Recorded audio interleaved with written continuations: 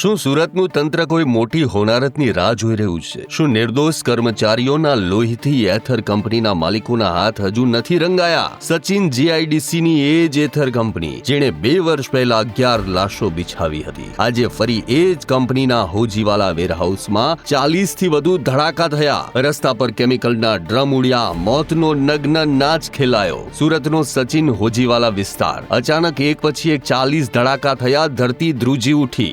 એથર કંપનીના 5 માળના વેરહાઉસમાં લાગેલી આગ એટલી વિકરાળ બની કે આસપાસની 2 મિલ, લાકડાના ગોડાઉન, પ્લાયવુડની કંપની બળીને રાખ થઈ ગઈ. કેમિકલના પ્રચંડ બ્લાસ્ટે 2 માળનું આખું સ્ટ્રક્ચર જાણે ધરાશાયી બનાવી દીધું. રસ્તા પર કેમિકલ ઢોળાયું. આગની જ્વાળાઓએ સમગ્ર વિસ્તારને બાનમાં લઈ લીધો. સવાલ એ થાય કે શું એથર કંપની કાયદાથી ઉપર છે? તક્ષશિલા જેવી હોનારત પછી પણ આ વેરહાઉસ પર ગેરકાયદેસર પતરાના ડોમ કોની રહેમ નજર હેઠળ તણાયા? તપાસમાં બહાર આવ્યું છે કે જ્યારે આગ લાગી ત્યારે કંપનીની પોતાની ફાયર સેફટી સિસ્ટમ ઠપ હતી. પાણીનો પૂરતો જથ્થો પણ નહોતો. સૌથી મોટી શરમની વાત એ છે કે 12 વાગ્યે આગ લાગી હોવા છતાં કંપનીના સંચાલકોએ 1 કલાક સુધી તો ફાયર બ્રિગેડને જાણ પણ ન કરી. શું તેઓ પુરાવાનો નાશ કરવા માંગતા હતા કે પછી કોઈનું મોત થાય તેની રાહ જોઈ રહ્યા હતા? યાદ કરો, એ 28 નવેમ્બર 2023 નો દિવસ. એ જ એથર કંપની અને 11 કર્મચારીઓના મોત થયા હતા. ત્યારે પણ તપાસ સમિતિ બેઠી, રિપોર્ટ ક્યાં ગયો? પોલીસ અને કલેક્ટર કચેરીના અધિકારીઓના મોઢા પર કયા ખંભાતી તાળા વાગ્યા છે કે આટલી મોટી લાપરવાહી છતાં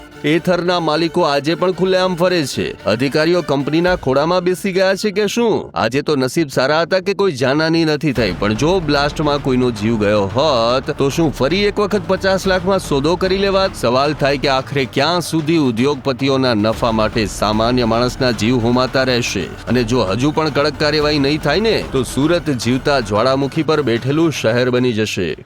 અમારી તમામ માહિતીથી અપડેટેડ રહેવા માટે જોડાયેલા રહો ત્રિશુલ ન્યૂઝ સાથે.